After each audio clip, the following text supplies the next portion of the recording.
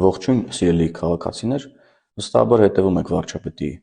մամուլի ասուլիսներին կառավարության նիստերից հետո եւ տեսնում եք, թե լրագրողներն ինչ հարցադրումներ են անում երկրի ղեկավարին, ժողովրդական լեզվով ասած, երբեմն չանա են տալիս շատ հարցերի վերաբերյալ, անցնելով լրագրողական էթիկայի սահմանները, ել չեմ խոսում այլ սահմաններ հատելու մասին։ Խոսում են անգամ լրագրողների նկատմամբ ճնշումների մասին, խոսում են խոսքի ազատության սահմանափակումների մասին Հայաստանի Հանրապետությունում։ Եվ այս ֆոնին ես ցանկացա բոլորիս հիշեցնել, թե ինչ էր կատարվում 2018 թվականի ոչ բռնի թավշյա ժողովրդական հեղափոխությունից առաջ Հայաստանի Հանրապետությունում ամենատարբեր տարիներին։ Օրինակ, այս դրվագը 2010 թվականի մի դրվագ է, երբ Ալրաղացի Լյովիկ մականունով անձնավորությունը մտնում է ընտրատեղամաս եւ ահա թե ինչ է պատմում լրագրողը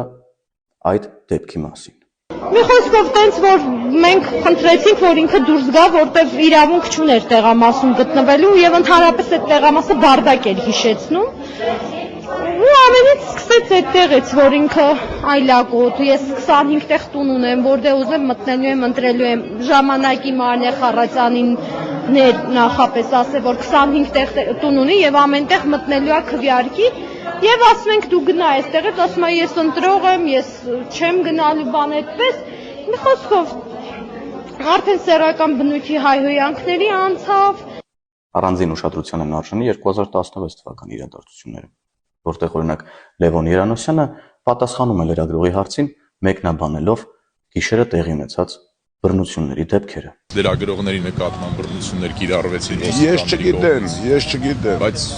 կարծես թե ձեր հրամանով սկսվեց ամեն ինչ։ Այդ անալիզ արեք։ Ասում է անալիզ արեք, փոխոստիկանապետը լրագրողին հարցինի պատասխան։ Գնացեք անալիզ արեք, ասում է։ Բայց 2016 թվականի իրադարձություններին անդրադառնալիս հարկ է նաև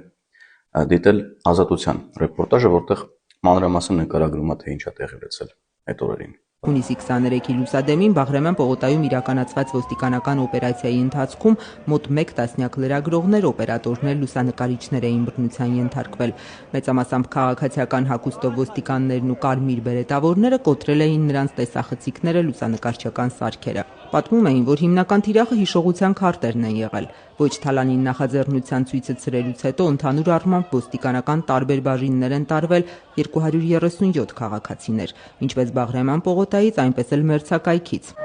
Մկո, որտեղ է լրագրող ես։ Բերման են ենթարկում քեզ։ Մի առանձնահատուկ կերպար էր օրինակ ՀԿ-ական պատգամավոր Մհեր Սեթրակյանը, նույն ինքը Թոխմախի Մհերը, ով ընդհանրապես չէր կաշկանդվում լրագրողների ծնոտները ջարդել կամ սեռական բնույթի հայհոյանքներ տալ։ Շատ թեթև։ Давай, յալլա։ Давай ինչ մասը։ До свидания մասը։ Կատամ ծնոտը փոքր։ Давай թռել։ Ինչի՞ ամ։ Արդեն կապները կդրվել է։ Լսեցինք, որ ասում եք, ես ինչ նախիրա։ Ականջները երևի լավ Դուք տենց բան չեք ասել։ Մաքրեք մի հատ։ Տարենկոմ վերանս մի մցրա։ Վերանը չի մցրել։ Էլի վերադառնալով Էլեկտրիկ Երևանի իրադարձություններին պետք է հիշենք նաև Վլադիմիր Գասպարյանին։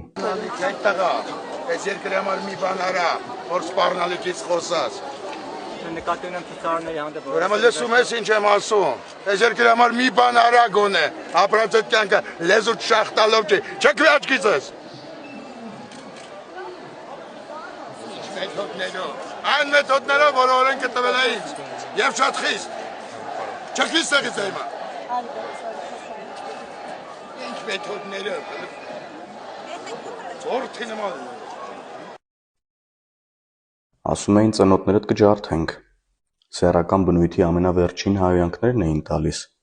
աչքերի մեջ նայելով լրագրողների, միկրոֆոնի մեջ հենց։ Արգրավում էին, տեխնիկան տանում ջարդում էին, խուզարկում էին, չիպերը հանում էին գրպաններից լրագրողների եւ օպերատորների, դատարկում հետ էին տալիս կամ հետ չէին էլ տալիս։ Ասում էին այ հորդ, ուղիղ լրագրողների աչքերի մեջ նայելով բոլորի առաջ։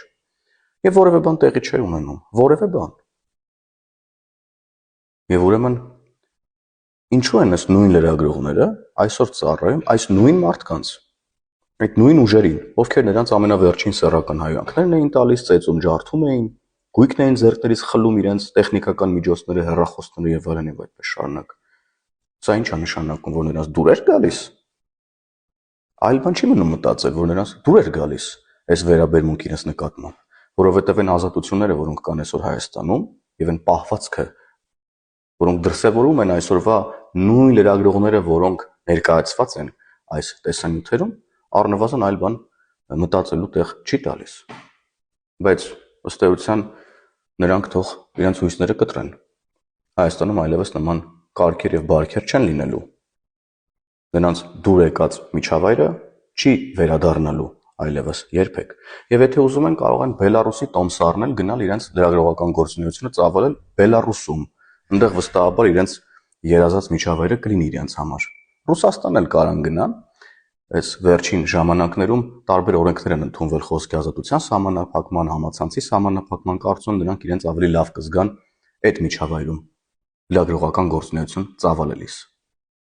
Ես ուղղակի ցանկացա հիշեցնել ձեզ, թե ինչ էր կատարվում 2018 թվականի ոչ բռնի ժողովրդական հեղափոխությունից առաջ տարբեր տարիներին Հայաստանում եւ ինչպես են իրենց դրսևորում այդ նույն լրագրողները ունենալով բացարձակ ազատություն։ Եվ վերջում էլ ցանկանում եմ ասել, որ որևէ լրագրողի չեմ ցանկանում թիրախավորել։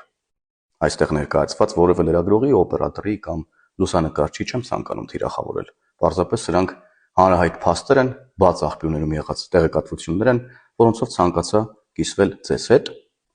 որպեսզի մենք իմանանք ճշմարտությունը եւ ճիշտ գնահատենք այն, ինչ ունենք այսօր իրական Հայաստանում։ Լավ եղեք եւ լավ օր բոլորիդ։